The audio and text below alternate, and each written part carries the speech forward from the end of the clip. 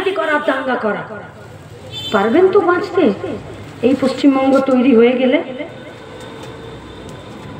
কোথায় স্থায়ী কাজের কথাতে ছিলাম ভাষণ শুরুর সময়, ছিলাম না? যে গতর খাটায় কিনা, চাকরি করি কিনা, পার্মানেন্ট বেতন আছে কিনা, আর আস্তে আস্তে কোথায় চলে গেল? হিন্দু মুসলমান, দাঙ্গা, উস্কানি, পুলিশ। আমরা ওই প্রথম দিকে থাকতে চাইছি, ওরা আমাদেরকে শেষের দিকে টানতে চাইছে। তাই আমরা স্থায়ী কাজের দাবিতে রায়গঞ্জ থেকে বহরমপুর যাচ্ছি। তাই আমরা স্থায়ী কাজের দাবিতে গোটা রাজ্য জুড়ে ডিওয়াইএফআই লড়াই করছে। তাই আমরা স্থায়ী কাজ আর সম্প্রীতির দাবিতে গোটা রাজ্যের সমস্ত অংশের মানুষকে এক জায়গা করার চেষ্টা করছি। ক্ষতি হচ্ছে আমাদের কমরেডদের, প্রতিদিন গুচ্ছেখানেক কেস খেতে হয় আমাদের কমরেডদেরকে, মার খেতে হয়, এলাকা ছাড়া হতে হয়, খুন হয়ে যেতে হয়।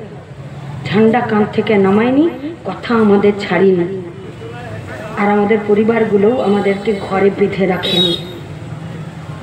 বাঁচতে যদি হয় লড়তে হবে, আর লড়াই যদি করতে হয় ঘর ভিতরে ঠেকে হবে না। লড়াই করতে গেলে রাস্তাতেই নামতে হবে, আর লড়াইয়ের রাস্তায় নামলে যাদের বিরুদ্ধে লড়াই করব তারা আক্রমণ করবে, আর তারা আক্রমণ করলে সেই আক্রমণটা বুঝে নেবারও ক্ষমতা রেখেই রাস্তাতে নামতে হবে। আর এই ক্ষমতা রেখেই ডিওয়াইএফআই রাস্তাতে আছে। আর তার জন্য 21 থেকে 23 জুন বহরমপুরে 20তম রাজ্য সম্মেলন ডিওয়াইএফআই এর হবে। আগামী 3 বছর পশ্চিমবঙ্গে ডিওয়াইএফআই কাজের দাবিতে, সম্প্রীতির দাবিতে কি কাজ করবে সেটা ঠিক করার জন্য আপনাদের কাছে শুধু আমাদের একটাই আবদার, একটাই অনুরোধ, একটাই প্রত্যাশা, আসুন মাঠে আসুন, লড়াইয়ের রাস্তায় আসুন, ময়দানে আসুন। যেটা বোঝেন সেটা গলা পরিষ্কার করে বলুন, সাদাকে সাদা, কালোকে কালো বলুন, অন্যায়ের বিরুদ্ধে থাকুন, ন্যায়ের পক্ষে থাকুন। কারণ আজকে যদি আপনি সাদাকে সাদা, কালোকে কালো না বলতে পারেন, কালকে আপনার সঙ্গে সাদা কালোর ভেদ করে দেবার জন্য কেউ বাঁচবে না। সেদিনকে আপনাকেও অন্যায় শিকার হতে হবে, কালোর মধ্যে ডুবে যেতে হবে। আর সেদিনকে যদি আপনার পাশে মানুষ বলে কেউ না থাকে, হাত পা মাথা নিয়ে হয়তো অনেকগুলো জীব থাকবে, কিন্তু সাহসের সাথে রুখে দাঁড়ানোর মতন মানুষ থাকবে কিনা। তাই মানুষকে সাথে নিয়ে রাস্তায় দাঁড়িয়ে গোটা পশ্চিমবঙ্গকে বাঁচিয়ে আসলে কাজ কাজ কাজ গতর খাটিয়ে বেতন পাবার আর একটি স্থায়ী কাজ পাবার জন্য পরিযায়ী শ্রমিকদেরকে নিজেদের রাজ্যে ফিরে তাদের কাজের ব্যবস্থা করার জন্য এই লড়াইটা লড়ছি। হ্যাঁ, 26-এ ভোট আছে, আছে ভোট।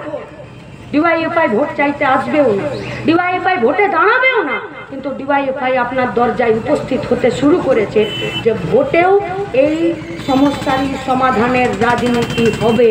আর সেখানে মানুষ যদি ভোট দিতে ভুল করে দেয় তাহলে আবার কিন্তু সেই একই গড়ে পা পড়ে যাবে। আর গড়ে পা পড়া মানে জানেন, আপনাদের এখানে ঢেকি আছে, চাল ছাটার, ওই যেটা গোটা হয় না, গোল মতো যেখানে মুখটা পড়ে, আমরা ওইটাকে গড় বলি। আমাদের মা কাকিমারা যখন পাহাড় দিত ওই ঢেঁকিতে, তখন বলতো যে গড়ে যাতে পা না পড়ে, গড়ে যদি ফিরে ফিরে পা পড়ে যায় ও পা কিন্তু ছাতু হয়ে যাবে, ও পায়ে হাঁটা যাবে না।